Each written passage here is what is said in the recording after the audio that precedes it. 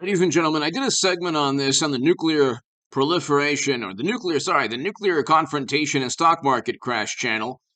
That's my other channel. Please go ahead and subscribe to it. And please subscribe to the Bitcoin 10K oil prices 150 recession channel. Those are the two other channels in addition to this one. Hit subscribe to all three. Why did I add the issue of nuclear confrontation to my stock market crash channel? Well, we're seeing exactly why I did. And I've been talking about this for months on this channel as well. There are a number of geopolitical nightmares taking place right now, not just in Europe, but also between China and Taiwan. And I'm reading from reputable sources, NBC New York. So there's been a nuclear attack, new PSA, despite low likelihood of New York strike. That's NBC News, okay? New public service announcement despite low likelihood of New York strike. That's ABC. There's ABC News. New York City shares steps people should take in event of nuclear attack. I mean, Gothamist, extra, extra. If New York gets nuked, go inside and watch the news. City advises. So let's read that. I was going to do a live stream, ladies and gentlemen, but I just kind of just running out of fuel. So just like the country is, unfortunately.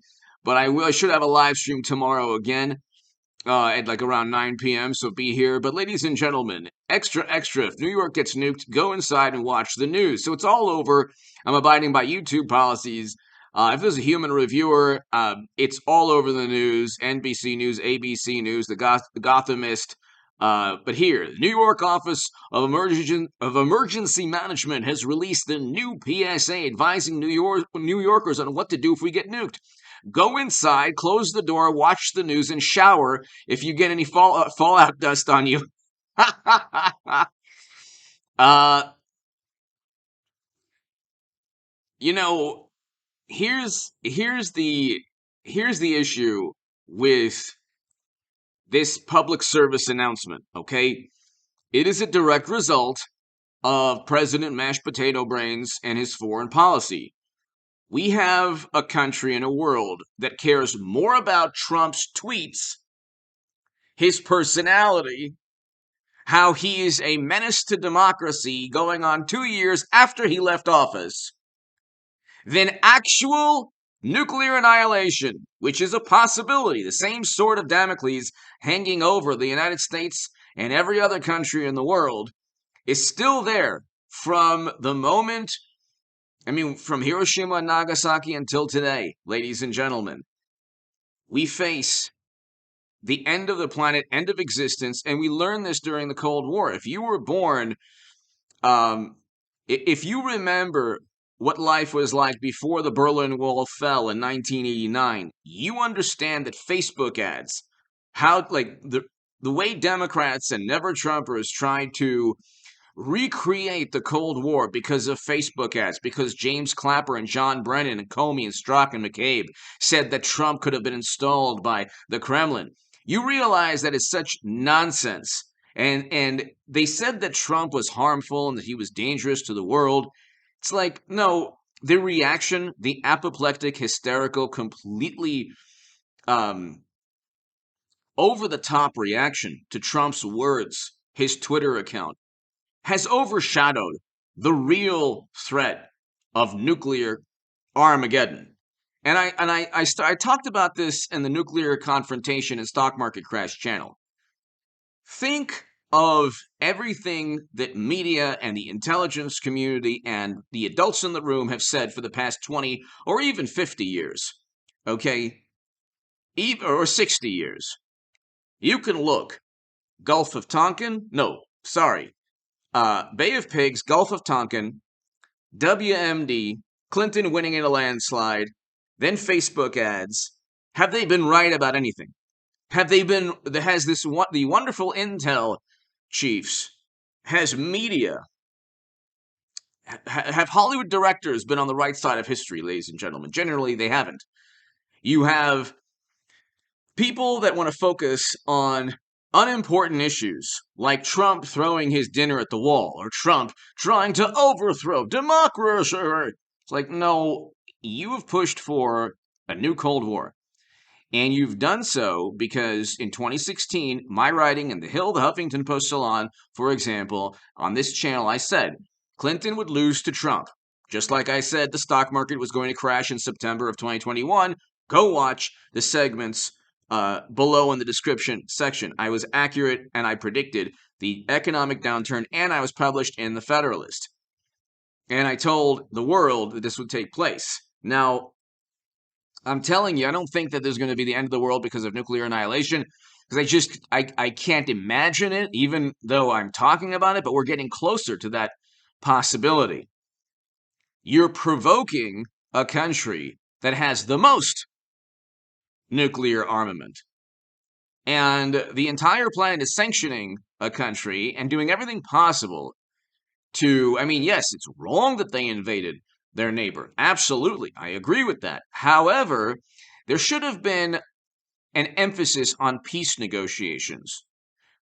Biden doesn't want, Democrats don't want to do that because, God forbid, that would be giving in to the our mortal enemy, who, by the way, President Obama wanted a reset with. Remember when President Obama in 2012 said the 80s want their foreign policy back? Now you have a foreign policy where liberals in New York, wonderful, highly educated, morally superior, beautiful people in New York will care more about, they probably care more about Trump being president again. They think there are a great many wonderful, morally superior liberals in New York and Los Angeles and DC and elsewhere who think that Donald Trump being in the Oval Office again and being president is a greater threat to the world than a public service announcement in New York preparing citizens for a possible nuclear attack. Okay? And the reason we're at this point is because Democrats learned nothing from when the Berlin Wall fell in 1989. They learned nothing from 50 years of a Cold War. Okay? And close to 50 years of a Cold War where we were on the brink of annihilation, where you'd have instant climate change. So you have AOC and others saying, climate change, how dare you? It's like, well, there's something that's even worse, even more important. Climate change is an important issue, but Stephen Hawking even stated that the biggest threat is nuclear confrontation and Armageddon. Then he listed climate change second. But it's like, well, we don't even know. You don't even know when the planet won't be able to sustain life because of what human beings are doing pertaining to climate change. I'm not saying it's not important. It is important. But you can't guarantee a certain date where the Earth will be uninhabitable. You can guarantee that the second an ICBM or any type of nuclear armament is utilized, it's pretty much the end of the planet or the beginning of the end of the planet. You can guarantee that life will not exist after that. And so we have a very warped and distorted and irrational hierarchy of considerations of objectives in American politics. Okay, you have one political side that's absolutely obsessed with one person. They say that Trump, they accuse Trump supporters of voting for Trump because it's a cult of personality. It's like, no, he actually did more. Like, I'm voting for Trump, or I voted for Trump, or I vote for DeSantis because those policies work. Democratic policies don't work. You could see crime, homelessness, wealth inequality, inflation is through the roof, recession, stock market crashing, Bitcoin's going to get to 10,000 or lower. I predicted that in January of 2022. And I also predicted the crypto currency crash in September of 2021, just like I predicted the stock market crash. I mean, the segments are below in the description. You could read my article in the Federalist as well. But I started the Nuclear Confrontation channel, ladies and gentlemen, for a reason. Not long after I added nuclear confrontation, the issue of a potential nuclear standoff, you have a PSA in New York. And it's only getting worse because Biden's foreign policy is run by people who, like the link, it's run by neoconservative Democrats and Republicans, Lincoln Project people.